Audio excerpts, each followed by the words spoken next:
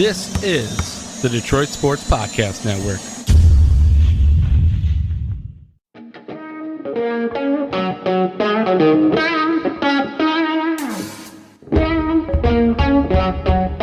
The biggest icon in podcasting.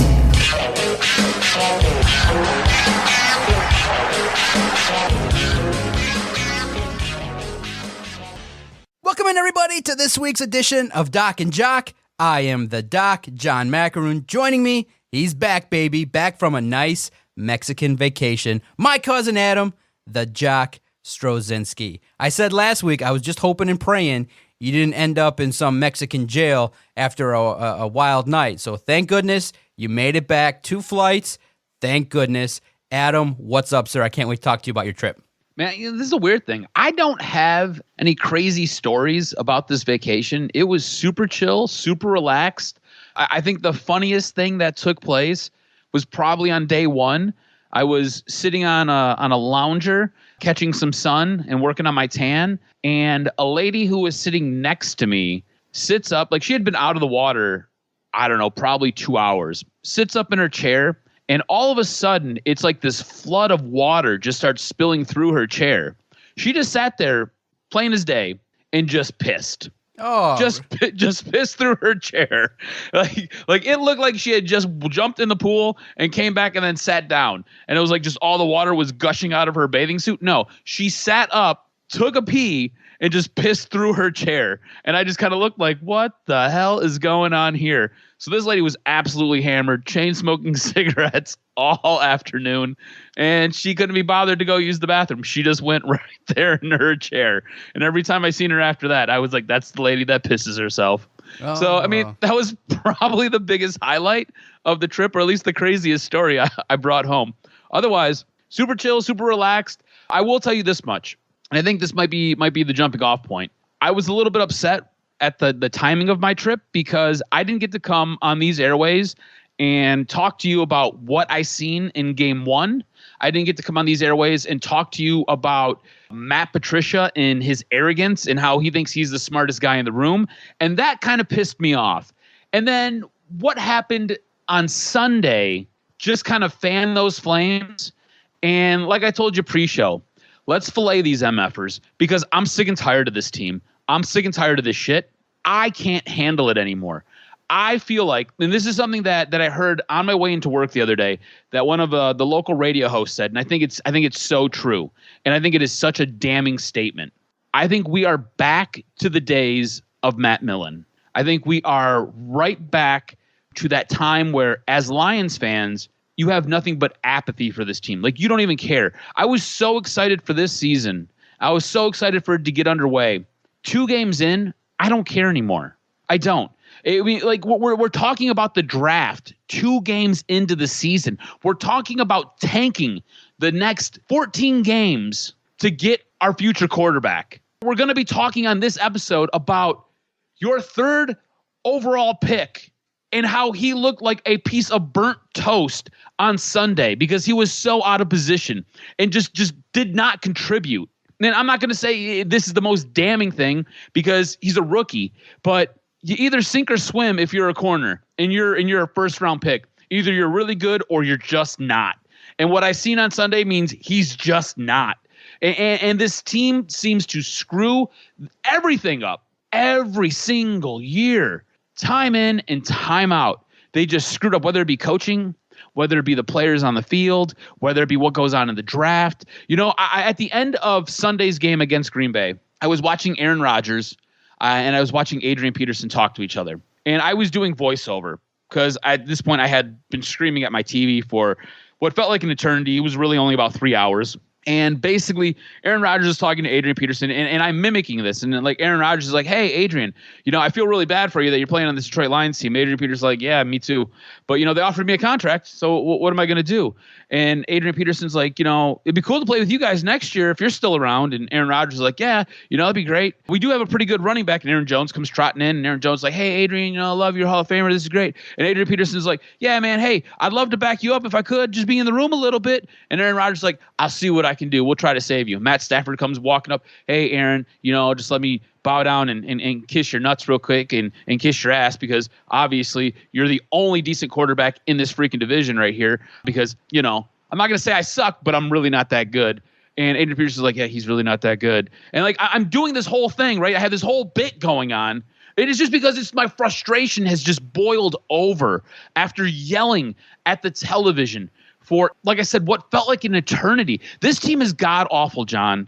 God-awful. I feel bad for you having to cover these scrubs, because everybody's going to talk about how the media just buries these guys and burns these guys. They don't deserve anything else. They don't. They are shit. Like, you go to Green Bay and you are completely and utterly embarrassed. You put 14 points up. You have the lead going into the second quarter, and then I don't know about you, but they have an 11-point lead, and I'm like, this is going to be great. Somehow they're going to figure out a way to screw this up. And at no point did I feel confident. And then going into halftime, you're down by 3, and it's because of coaching, and it's because of your leader on the field. Matt Stafford makes 3 bonehead plays. It's because of these things that this team is always behind the 8 ball.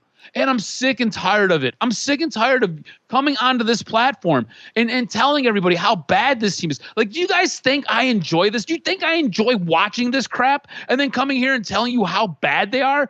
Like, I'm sick of this. All I want is a freaking winner. I'm like so pissed off at my dad for making me a Lions fan. Like, screw you, man. Like, why did you do this to me? Like, I could have been a 49ers fan. When I was a kid growing up, the 49ers were actually legit. Jerry Rice, Joe Montana, then to go to Steve Young. That was an organization back in the day that had to figure it out. We had a succession plan. The Detroit Lions have nothing. You have nothing. All you do, you invest high-round picks into running backs. You invest high-round picks into cornerbacks. A cornerback. Like, you could have had your future quarterback, but no, you're going to invest in a cornerback who looks like absolute trash. I'm so frustrated. See, for me, it's different because now, after 7 years of podcasting, now 2 years of covering the team, you almost come to expect it. So you just kind of start to piece in what kind of jacked up thing are the Lions going to do. And dude, that's an indictment on this team. Absolutely, though. Absolutely. It's terrible because who expected? I mean, we all kind of expected that Okudah was going to get torched. On the Lions SI podcast, I said, the only goal I want to see is that Okudah doesn't fall on his ass and have the opponent go into the end zone. Well, it was darn near close. I mean, his footing was off. He got torched by Scantling. Obviously, Devontae Adams was going to take advantage of the mismatch. And in the end, it was, Aaron Rodgers and LaFleur recognizing, where's 30? Okay, let's target him.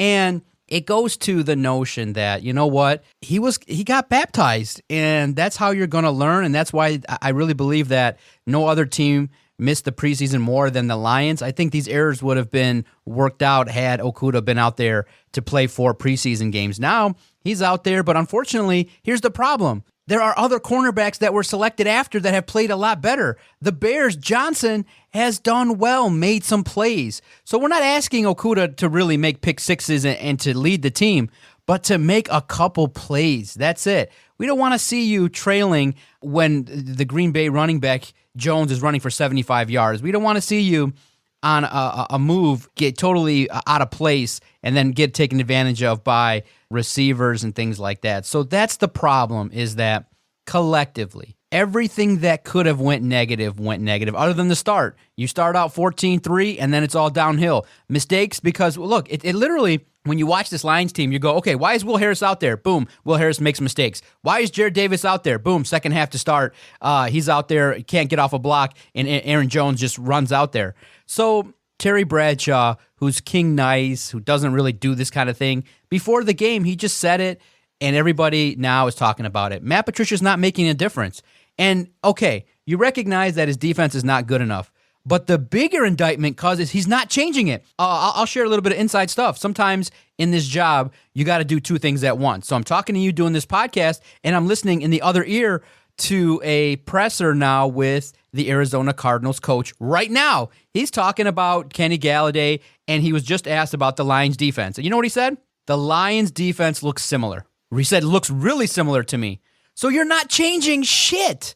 You're just saying, over and over and over again. And it's like, really, at this point in time, when I go to these pressers, I'm like, oh my God, he's just saying the same things in many different ways, and now you've just added more people to say it. They got Frank Ragnow. And look, here's some more inside scoop. When the Lions lose, the first player that's going to come out is a lineman, which is like, okay, great. You give us the most boring person. No Okuda, no somebody accountable. You give us Reggie Ragland and Frank Ragnow to talk to. Those are the team leaders. Real quality there. But the thing that is quite obvious is that they have a system and they're spreading it. I don't want to hear Matt Patricia say, let's not ride the wave of emotion, let's keep an even keel, and then have your players repeat that 2 days later. It's like, come on, it's football. Make a freaking tackle, understand your assignment, but bottom line, this team is not changing it. Matt Patricia truly believes that if this team executes what he wants, they will win.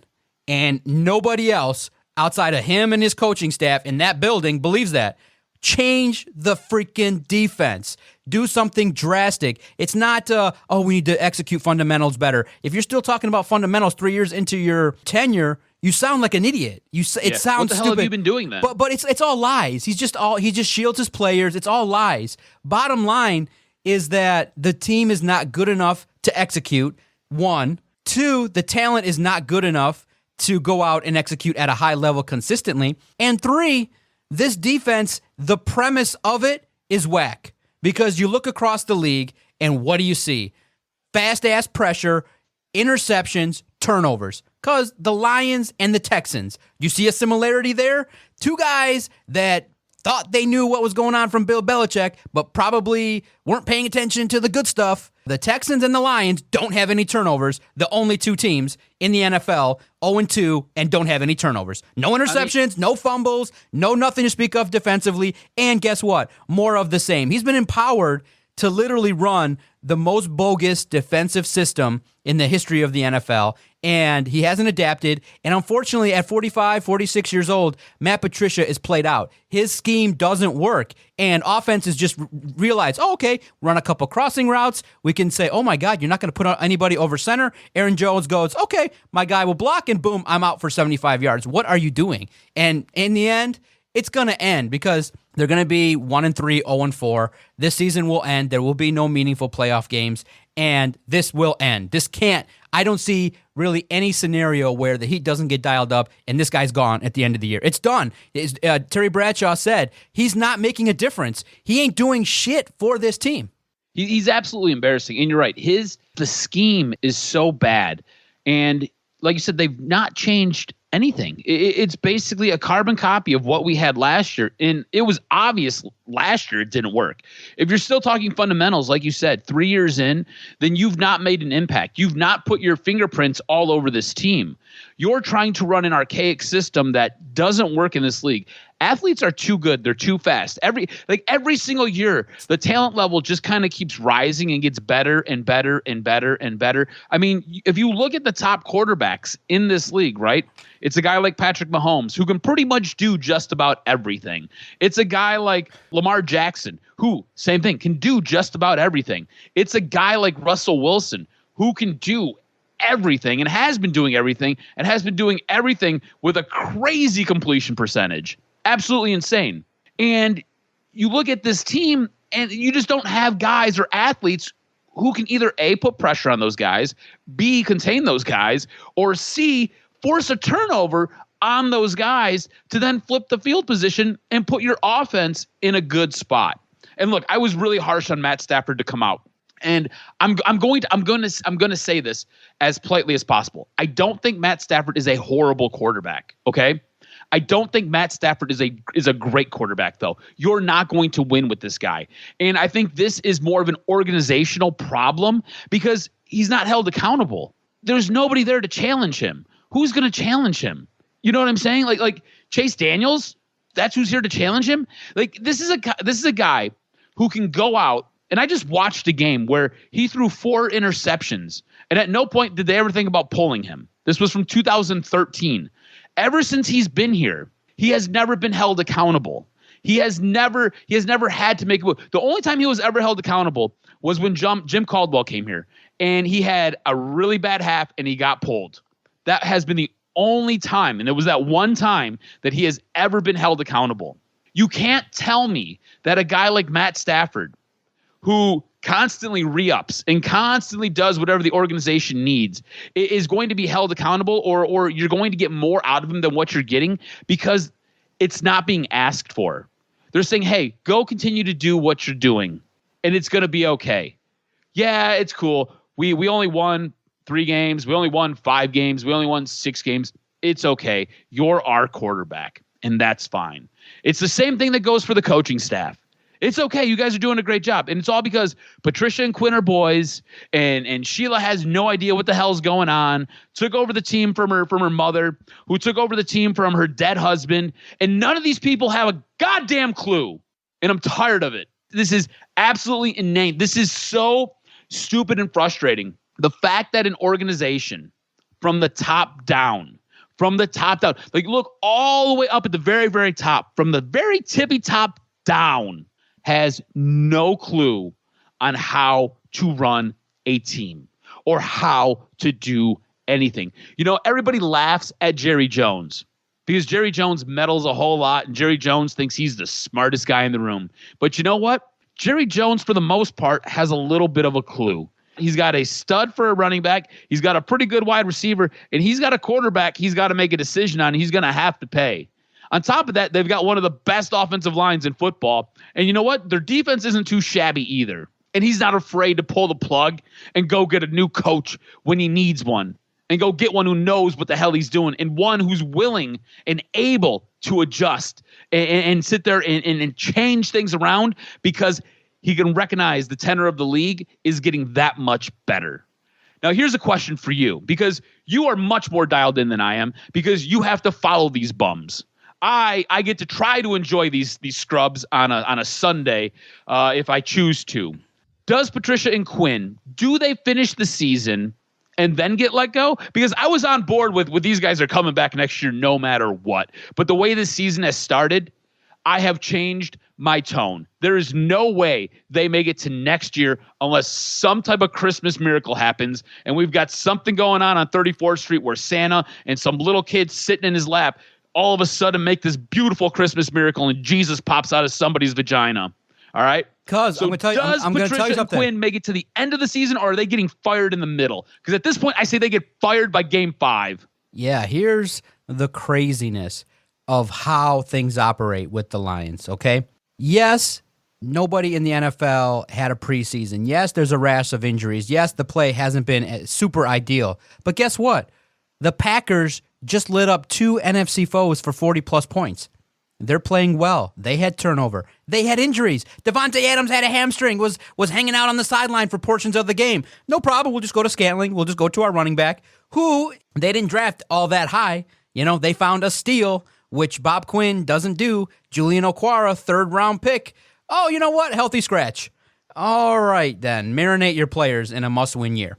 Okay, so here's what's going on. Here's what's been sold. Because it makes the thought process about what's going to happen really crazy.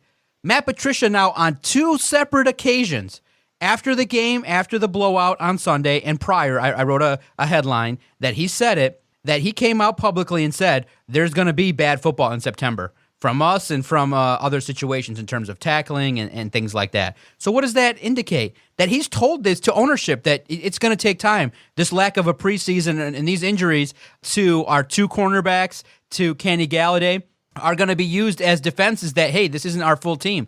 Injuries. Okay, now, the question that nobody knows and that we got to hope and pray that ownership doesn't buy this bullshit, because the thinking is that Bob Quinn and Matt Patricia aren't drafting players that are going to win now.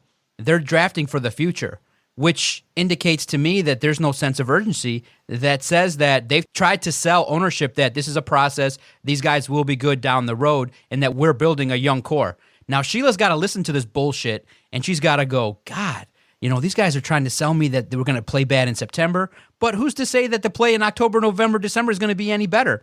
This is going to be a 6-7 win team if you start the year 0-4. So she's got to sift through the bullshit, and she's got to go, wow, nobody's happy with us. The entire state of Michigan really thinks that we're terrible. The fans are upset, and she's got to also believe the rest of the league the league is going to, really start to say, wow, Patricia's on the hot seat. The defense looks bad. Let's start the process of going, you know what? I have to not believe these guys and realize 5 years in, the core is not good enough. When you have a draft, you take a 5th-round pick, a running back, and you move on from him. You take a 3rd-round pick, and you recognize, okay, he's not on the field. You dropped well over $6 million on Jesse James, and he's got 0 targets. There are way too many mistakes to overcome to justify any bullshit that they could spit out, that if they came to me and said, oh, we got injuries, well, I would say this. You spent this much money on Jesse James, you don't use him, yet you keep coming out here and saying that you want to use him. TJ Hawkinson, number 8 overall pick. Number 8 overall pick needs weekly production that is double what he gave you last week. 4 catches, 65 yards. It has got some people wowed. I'm like, you need to be 10 and 120 and a touchdown every week to justify that play. Okay, so the question that everybody wants to know is, will these guys be gone? I think so. The play is going to be so bad. I don't know if it'll be after 4 games, but I don't know. I don't see an avenue where, I think best case scenario, they finish out the year and they just get blown out. I think this year will end up being 7 and 9. But if the ownership goes to form and they're playing the patience game and they're buying the bullshit, because, they can lay it on thick. I could see them having meetings and really trying to believe literally, he comes out and just says, I want to execute better the fundamental. They believe truly deep in their hearts that defense could win them games. They believe it to the core to spend hours and hours. Literally, they won't change it. So they're buying this and they're trying to sell it. And all they have to do is convince one person to buy it. And nobody else buys it. The whole NFL community believes these guys should go. And bottom line, they should. This isn't good enough. The play, when you lose 42-21 in the NFL, despite what anybody thinks, media or anybody, it indicates that you weren't prepared enough and you don't have enough talent. And that goes to the head coach and the general manager, who just simply haven't done a good enough job. Okudah didn't need to make many plays, just need to make a play. Any indication that he was worth taking number 3. So bottom line, cuz, it is frustrating to see on a week-in, week-out basis. But bottom line, the team doesn't have enough talent. It's the general manager's fault. The team is not coached properly. It's the head coach's fault. And it's more of the same. So expect Arizona to light it up, and you just have to hope that the Lions can stay in it with Kenny Galladay. But all the hamstring injuries and things like that, this cause has the makings of a team that is just telling everybody they believe, but bottom line, they don't. They don't believe. It's just cashing the check, getting to the next year, and seeing what happens. They don't have enough winners. They don't have enough players in there that are good enough to make plays, to make winning plays consistently enough. And that's the bottom line. Now, this is me. They would have been fired. 2 games in, I saw enough. That Green Bay game was enough to justify blowing them out. Right then and there, sorry, Bevel, take over. We're going to go with Bieniemy. Now, here's the problem. This roster is so scheme-specific that you almost pigeonhole yourself that you can't even get Bieniemy. You have to get Saleh because this offense is good, but he's going to have to then come in and find a defensive coordinator and slowly pick apart some of these guys that don't belong. Jared Davis has got to go. Jamie Collins will be older. You got to move on from Will Harris. You got to move on from Trufant and Coleman. So if this does go south, it's going to be another couple years. Bieniemy's not going to be a savior. I would think that Saleh might have a little bit better chance of taking the same defense. Now I want to see his situation with the 49ers with Bosa and some defensive starters being out. Now let's see what that defense does scheme-wise. Because with the Lions, and what's most disappointing is that because this is not a system, you can't plug and play. You lose 2 of your starters, and Amani Oruwariye, Will Harris, and Jeff Okudah look like they were really, really taken advantage of. So long story short, this is really messed up in every which way because it's kind of like every solution just produces 10 more problems. Yeah, and this is the thing too, right? So you talked about how this defense is so scheme-specific. It's exactly what Patricia wants. And to me, I think it's a little bit funny. And look, we've seen Jeff Okudah in college. We thought, he looked like a stud in college. I never liked where he was drafted. That was me personally. I would not have taken a corner there. But by all accounts, he was supposed to be an absolute stud coming into the league. Do you think that there's a little bit of a power play going on here between Patricia and Quinn? And do you think Patricia maybe put Okudah in an extremely tough spot and put him out there to basically get embarrassed? No. You line up a rookie cornerback against arguably one of the best wide receivers in the league. I don't know what you expect. Cuz here's the sick part. They expected to lose. They expected this. They went into this knowing this. They're like, oh, dude, we got injuries. We got to throw Okudah. I think bottom line, if Trufant and Coleman were healthy, he literally would have played Okudah 10 snaps.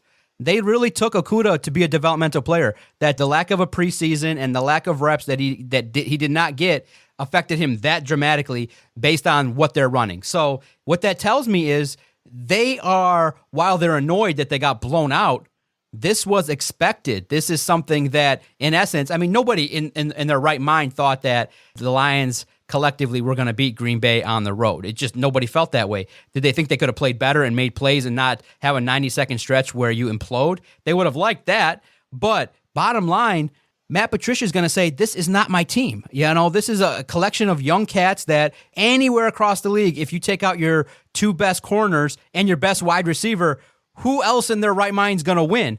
Well, unfortunately, we expect you to win. I don't care. It's year 3. You can try and sell that, and that's the problem. He could sell that to ownership. This ownership group sits there and goes, man, what's wrong? And he's like, we got injuries and no preseason. And they're like, you know what? That makes sense.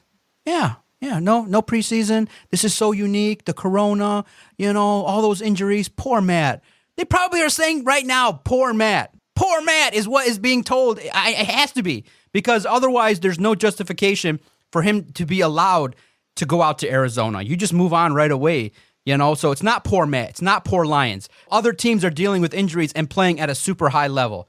So to me, more of the same. Let him go out there and, that defense will get embarrassed and they will not win that many games. The question will be, there's one person we got to know. What does Sheila truly think? Because obviously she's going to keep a lot of this stuff to herself. Her and Rod will sit there and have a conversation. If they keep getting embarrassed, if they start 0-4, you have a small window to do it. But really, I just think that the injury excuse and corona will allow Matt Patricia to just keep rolling along. But I think end of the year, I think we're going to look at a new situation. I don't see how after 3 years and you're starting to see, bro, they're making noise for all the wrong reasons. It went national, 4 consecutive double-digit blown leads. That just doesn't happen the first time in NFL history. That went nationwide, all over on SI, ESPN, CBS, Yahoo, all Detroit. Everybody wrote about it. That was the thing that came out of that game, nationally embarrassing the Detroit Lions. That stuff gets you fired. And now, here's the other thing, too. Behind the scenes, this could maybe be the only chance. If Matthew Stafford can open his trap and tell ownership, look, this shit ain't working. If he can tell them, look, this is not going to get me where I need to go. He's smart enough. If he toes a company line publicly and privately, there's a chance these guys could come back because Stafford is just a company guy. But if you recognize, and Matthew Stafford is at the tail end of his career, if he doesn't speak up and say, hey, instead of penning these long 2,000-word social pieces, if he can just march his ass into the owner's office and say, hey, Eric Bieniemy is the offensive coordinator of the best team in the NFL right now. Go get him. And he says that, and then you start to say, okay, this offense looks better. You broom out Amendola. You make some moves. You trade Marvin Jones for a draft pick. You make a couple trades, stock up picks, and then you blow out this coaching regime and you bring in somebody else. There's an opportunity to make wholesale changes and to get some results on the offensive side. Defensively, it's a mess. It is a complete, absolute mess. It's going to take like 2 or 3 drafts. You can't unravel this. I mean, you literally can't unravel it. Who on earth drafts a 3rd-round pick and then calls it a healthy scratch? That's unheard of. A healthy scratch? You just suit them up and a numbers game with the 3rd-round pick. That's unheard. It's literally is unheard of. The Lions are doing stuff that's unheard of, and I just don't see the pathway for success because they're not changing things to a degree. Because Trey Flowers does not record a meaningful stat against the Packers. Not one. Not a meaningful tick. Nothing serious to talk about with Trey Flowers. You get 1 sack with Jamie Collins. You don't even try, and it's not too early to talk about tanking for Trevor. it's not too early. I mean, I don't know if the Lions will lose at the epic rate that you need to get Trevor Lawrence, and will they tank? You can't tank with that offensive talent. It's decent, and it's going to get better with the returning Kenny Galladay. But maybe you look at Trey Lance. Maybe you start to look at that quarterback situation. But that's all predicated on who's the general manager going to be.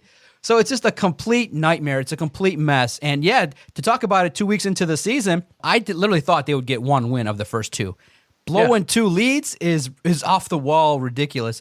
And it just leads, to the notion of more of the same.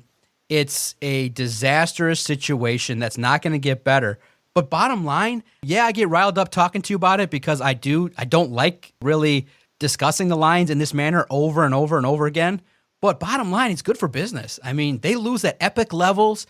There's stuff to talk about. There's decisions they're making that are all wrong. The fans of Detroit are not happy, and they've come out and they've supported the podcast, supported SI All Lions. So the fans are unified. They're unified against one group, one tyrannical group. Quintricia must go, and it's time, people. You got to rally. You got to find ways to make it louder. Yes, you're coming on our comment section. Yes, you're downloading in droves. Yes, you're hitting Twitter at epic rates. Yes, you're putting Trevor Lawrence's head on Kenny Galladay's body already. We see it. We know it. But you got to do more, because the discussion that takes place 8 hours a day, the bullshit game that Quintricia has is strong. Trust me, it's strong. I know it. I sense it. Their bullshit game is strong. They go into ownership and they're selling excuses. They're selling injuries. They're selling corona. So you guys got to do your part. It can't just be the media. You guys got to do your part and make it even louder and do your part to get this regime to change. I'm telling you, their bullshit game is strong, and they can sell to ownership in a lot of different ways that this can get better.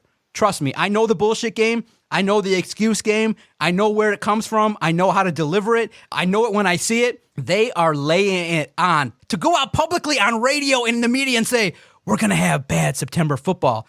Get out of here. You got 50 years of people waiting. You can't have bad football. You got to go out there and get young players to play for you. Will Harris can't take stupid penalties in year 2. You can't have Aaron Jones gashing your defense and then saying, oh, Jarrett Davis just has to do a much better job of shedding the blocks. How about you sit his ass on the bench and you don't have to shed any blocks? You know, you don't have to have that problem at all. But, you know, and I'm telling you, they still defend Jarrett Davis like this dude belongs on the football field. And Corey Unlin now, man, he got he wisened up pretty quick. He's towing the company line. He's like, if I put people out there, then we trust that they're going to do a good job. You trust Jarrett Davis? You trust Danny Shelton, who's not doing anything? You trust Nick Williams, who now is lionized, missing games? Get out of here with that. You got to start going younger. Play Julian Okwara. Play somebody else. Play somebody that maybe has a chance that hasn't been lionized yet. This group of people and talent is playing at such a bad level, and the fact of the matter is, more of the same. Is there any avenue outside of Murray just getting confused again that Detroit goes to Arizona and gets the W? I don't see it. I see maybe a better offensive performance, but I'm seeing 30-24. I'm seeing DeAndre Hopkins lighting it up. Kyler Murray, probably going to get 70 yards plus rushing, going to handle his business. Fitzgerald, DeAndre Hopkins. I don't see how Cliff Kingsbury in his OG status is not going to just destroy Matt Patricia. Yeah, I don't see any way that this team comes away with a win. Look, you struggle going out to Arizona regularly. This team in Arizona is firing on all cylinders. They pull off a monster trade this year. They go out and get DeAndre Hopkins. That offense looks like it's firing on all cylinders. No. Kyler Murray is going to pick this defense, which is putrid, apart. DeAndre Hopkins is going to have a day. If you got him in fantasy, please start that man. And I think that defense is going to feast on Matt Stafford and this beat-up, tired-looking offense. And I don't see a way for a win. And we haven't even talked about Kenyon Drake getting some yards. He'll have an opportunity to do some things. No, exactly. Kenyon Drake, I think, is going to have a really good day, too. It's just bad news, guys. I mean, it's crazy. You just seen what Aaron Jones did. You know, I mean, I'm not expecting a career day, but I'm expecting at least 100 yards from this man. Okay, one last topic before we get out of here. How much culpability 0-2 start is laid at the feet of Matthew Stafford? That play that he threw has been dissected. Nobody likes it. It's been called a rookie mistake, epic, terrible decision to take the sack there. All in all, poor decision-making now, Matthew Stafford, 2 games in a row. You give him a pass because of the year off, or do you say, man, this is a dude, a cat now that's been in the league 12 years. You can't make that throw. You can't give up a pick 6. It's just embarrassing at the highest level. It's a bad mistake. You can't make it. But on the other side of the coin, he was pressured. He feels like he has to do too much because, the team is counting on him. He's probably their best offensive weapon, and he feels like, look, I've been empowered to do a lot of things. I got to make plays, and if I'm over-aggressive, hey, I tried to make the throw, and it just got picked off. But I felt like those mistakes were brutal, and you just simply can't make it no matter what. I mean, the year off still doesn't make you, allowed to make mistakes that big. I agree with you. Look, there's no way that you can justify that pick 6, and there's no way you can justify him almost taking a safety at the end of the half. Like, he's on the 1 yard line. Actually, he's like on the 1 foot line, and you just need to get rid of the ball. If your offensive line can't keep guys off of you, if you have pressure that much coming from their defense, you just need to throw the ball away. Don't try to make a play and almost take a safety.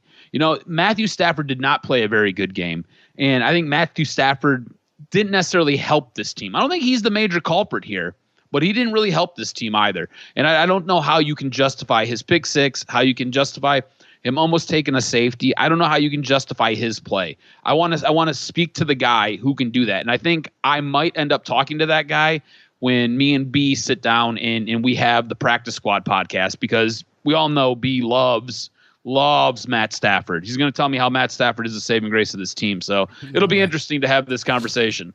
Yeah, no, I think the time's ticking for the whole regime, because if decisions are made to move forward and it does not include Matt Patricia and Bob Quinn, the argument then's got to be made that you got to open up that phone line, and the next general manager's got to be like, all right, 1 first-round pick, I'll give you Matthew Stafford for 1 first-round pick, straight up. Yeah. And then you got to make the move, and then you got potentially you draft a wide receiver, you draft the next quarterback, and you just roll with it.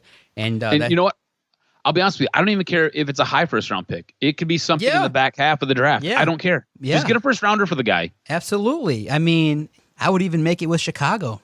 If you got to do what you got to do to get that first-round pick, maybe give us a contributing player and somebody that can do something on defense and a first-rounder. Well, we'll make some noise. It's really, to what degree you blame Matthew Stafford doesn't even matter. It's time for a change. It's just time for the hope that people saw diminished by what we've seen now, because it indicates bad coaching, that whatever is spewing out of Matt Patricia's mouth, whether it be via Zoom, on the field, via text message, eating donuts together, secretly, however he's delivering messages to his players, it ain't getting through. And bottom line, it's a results business. Patricia's nicer. He's obviously learned how to answer questions and not say nothing. Obviously, he's not going to tell us his schemes and things like that. And obviously, they make adjustments. And obviously, behind the scenes, they're trying everything. But bottom line, it's just not working. The players aren't good enough to execute. What's being asked of them is not at the highest level. And the talent on the field is just nowhere near as competitive as the guys that are across from you. Aaron Jones was not drafted in the second round. The tight end that got the touchdown was not drafted with the number 8 overall pick. Teams that are constructed differently are getting more out of lesser talent than you are.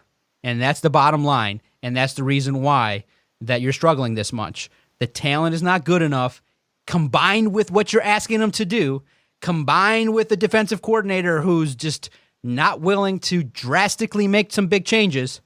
This is what gets you 0-2 and playing bad football and getting your ass destroyed 42-21. This is the reason. And bottom line, the clock is ticking. 14 weeks to go, and this will be over. I have a good feeling. I can't imagine that Sheila, she's still got her wits about her. I can't see her yet. Trust me, guys. I know she's listening to the bullshit. I can't believe she's buying it. Not yet. If they are here next year, forget it. The bullshit's thick. They might be here 5-6 years and get all opportunities to do this. I can't. Just to highlight real quick what Yeah. you were saying. Robert, Robert Tanyan, undrafted free agent signing for Yeah. Green Bay. Yeah. It's his third season. Aaron Jones was a 5th-round draft pick. You He was got it. 182 overall. You got it, cuz. And that's the bottom line. And then you look at the practice squad deliveries. Jonathan Williams brought in, cut. You look at who they just brought in. Joe Webb. Are you serious? You're going to invest time to develop him? He's missed time. Joe freaking Webb. Joe Webb has been playing forever. He's been on rosters. I thought he had some time away from the league. I think he's been on like 8 different practice squads. Like he's like, there's no reason for you to invest in Joe. Like you know what Joe Webb is, Yeah, right? exactly. Like, What are you investing in? Joe Webb is like the generic knockoff version of Michael Vick. That's what he could hope to aspire to one day. Yeah. You know what I'm saying? And like not Michael Vick when Michael Vick was in his prime. Like Michael Vick now.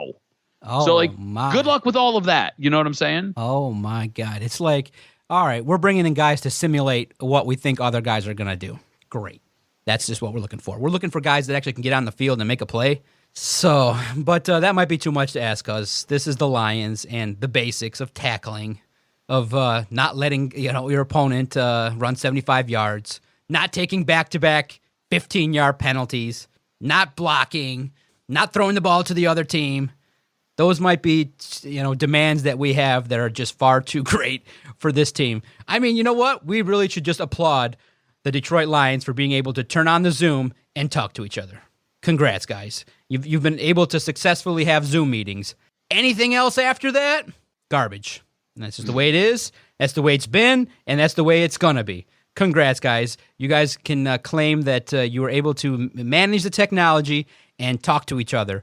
What you did with that information, or what information was spewed from computer to computer, I would toss it. I wouldn't share it with anybody else. To be honest, when Jamie Collins leaves, when Trufant and Coleman go somewhere else, just simply forget what you learned. It's irrelevant. It's not NFL quality. Just go anybody else, get deprogrammed, and just be open to recognizing that anything you learned coaching-wise probably is hurting you and is not going to help your NFL career. It's just where careers come to die, and everybody gets their fat paycheck, and then nothing tangible is produced.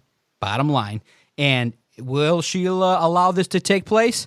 It's on you. You got to make it happen. You got to, even if it's at 0-4, you got to make the right moves. Don't buy the bullshit. I know it's strong. I know it's believable, but you can't buy it, Sheila. Please. I would be fascinated to sit in and watch how they conduct their team meetings, to watch what they say, what they do, and then compare that and contrast that with a coach who obviously gets it, right? Like a guy like, I don't know, John Harbaugh, or what goes on in Kansas City, even in the assistants rooms. You know what I'm saying? Not even so much in what goes on with the head coach, but what goes on with the assistants. Because I wonder if this coaching staff is so far behind and is just lacking in every sense of a football credibility that you've got assistants on other staffs that are light years ahead of the game, where these guys are still stuck in like 1985. Yeah. Make sure to follow Adam on Twitter at AdamRSTROZ. Make sure you download and listen to his 2 other podcasts, really high quality stuff on the network. The Practice Squad, Thursday, Fridays, and The Throwback, where he's not only willing to watch current ineptness, he's going back and watching old ineptness and the throwback ineptness on The Throwback each and every Sunday. Good stuff, cuz. Thanks, everybody, for subscribing. You've just downloaded the latest edition of Doc and Jock. Oh, boy. Arizona, here they come. Let's see. Get the Vaseline ready. Yeah. At Detroit Podcast. Can't wait to talk to you guys next week. Thank you.